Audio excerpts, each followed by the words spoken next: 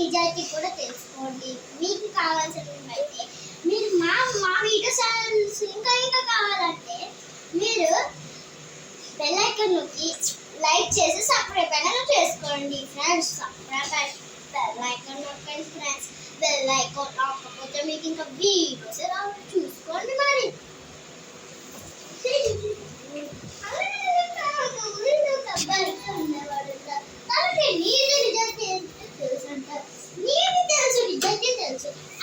మంచోడని అందరూ గొప్పలు చెప్పాడు.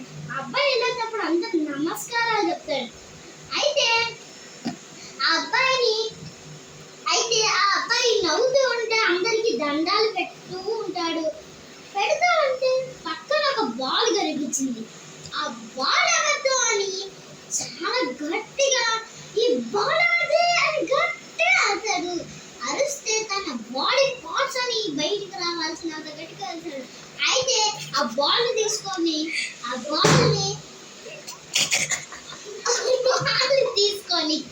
ఇంకా ఇది ఎవరిది అని గట్టిగా అయితే అరిచారు.